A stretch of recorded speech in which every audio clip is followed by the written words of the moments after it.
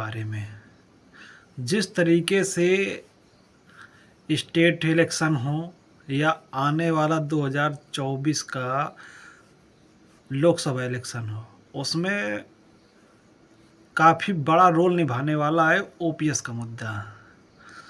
ठीक है, ओपीएस कर्मचारियों का अधिकार है, उसे मिलना चाहिए। लेकिन अगर कोई गंभीर समस्या आ रही है तो सरकार को एकदम से ओल्ड पेंशन स्कीम को डाइवर्ट करने के बजाय, सीधे न्यू पेंशन स्कीम में आने के बजाय, उसमें अन्य बिंदुओं पर भी चर्चा करने की ज़रूरत थी थोड़ा, कि अगर जिसको पेंशन दी जा रही है या जो पेंशन का हकदार है, तो इसके लिए सरकार को और थोड़ा विचार विमर्श करने की ज़रूरत थी कि दरअसल जो पेंशन है ये एक सम्मानपूर्ण जीवन जीने के लिए एक गारंटी है, बिल्कुल सही है। लेकिन उस पेंशन का सही तरीके से इस्तेमाल हो रहा है कि नहीं हो रहा है, इस पे विचार करने की ज़रूरत थी।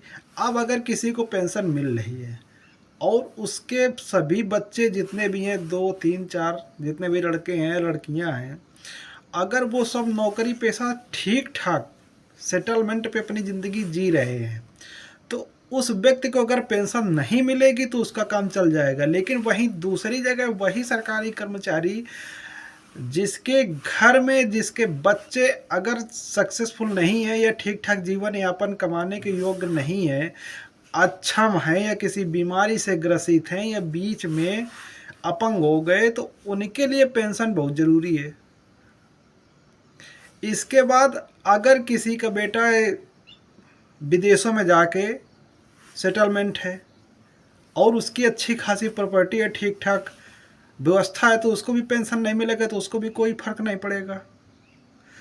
वहीं पर जिस व्यक्ति की छोटी नौकरी रही, किसी कारणवश वो अपने समय में अपने रहने तक की व्यवस्था नहीं कर पाया, तो उसके लिए तो पेंशन बहुत ज़रूरी है। तो इसमें भी पेंशन लेने वालों के बीच में भी मतभेद है कि कौन पेंशन छोड़ने पर परेशान नहीं होगा, कौन पेंशन छोड़ने पे परेशान होगा।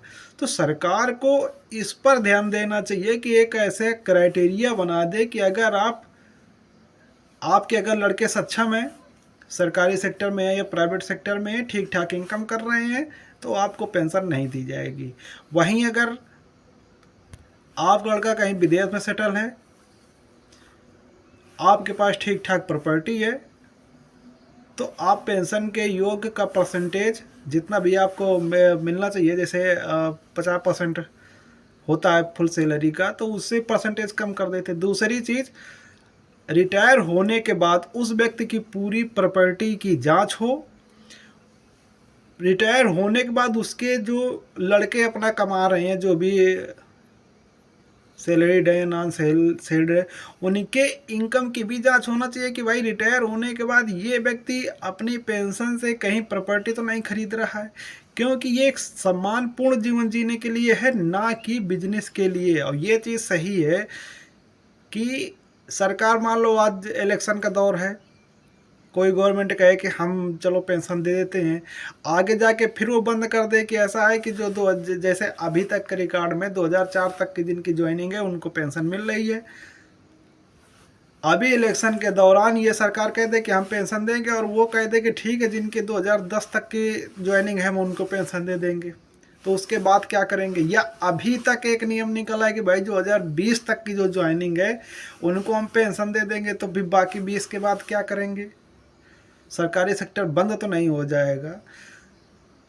तो इसके लिए कोई ना कोई ऐसी रणनीति बनाना बहुत ज़रूरी है जिसमें लोग स्वेच्छा से अपनी पेंशन छोड़ें, या अगर अपनी पेंशन के पैसे का व्यावसायिक रूप से इस्तेमाल कर रहे हैं तो उनकी भी पेंशन कट कर देनी चाहिए। लेकिन जो आवश्यक व्यक्ति है जिसको मिलना बहुत ज़रूरी है, उसके लिए पेंशन नहीं बंद होना चाहिए।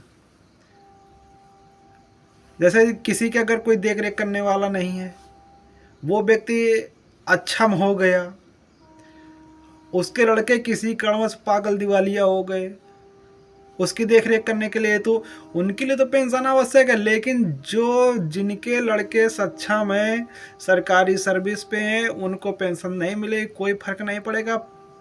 तो ये जो पेंशन है, तो इसका परसेंटेज ऊपर नीचे कर देना चाहिए कि अगर आप सक्षम हो तो आपको पूरा 50% ना मिल के 20% मिल रहा है। तो इससे क्या है कि एक आर्थिक असमानता भी कम होगी और काफ़ी हद तक इस समस्या को हल करने में मदद मिलेगी। इसका जो है, जो राजनीतिक लाभ उठाया जा रहा है, भाई मुझे तो यही गारंटी नहीं लग रही है कि आज अगर बहाल भी हो जाएगी तो कल बंद भी हो जाएगी। आज कोई गवर्नमेंट वादा भी करती है, कोई भी स्टेट गवर्नमेंट अगर आज वादा करती है कि हम जो है ये ओपीएस देंगे, तो कोई गारंटी नहीं है कि वो आगे तक बनी रहेगी। ये तो बात हो गई कर्मचारियों की। अब दूसरी बात ये है कि जिस प्रकार से ये एनपीएस स्कीम है, तो उसमें सरकार को गारंटी लेना चाहिए कि अगर कहीं पैसा लगा हुआ है बाहर और वो पैसा किसी शेयर मार्केट में लगा हुआ है, अब मान लो अगर वो समय से जितनी आवश्यकता है पेंशन के हिसाब से अगर उतना पैसा नहीं बन पाता है, तो सरकार को एक निश्चित राशि निर्धारित करना चाहिए कि हम इतनी राशि देंगे ही आपको पेंशन में। क्योंकि ये एक सामाजिक मुद्दा है और जीवन से जुड़ा हुआ है, तो इसको राजनीति में ना घसीट के बैठ के आपस में इसका एक यथार्थ पूर्वक हल ढूंढने की ज़रूरत है। राजनीतिक लाभ लेने की ज़रूरत नहीं है इसमें। तो मेरा आप लोगों से अनुरोध है कि इस बारे में बिल्कुल गहनता से विचार करें। Thank you.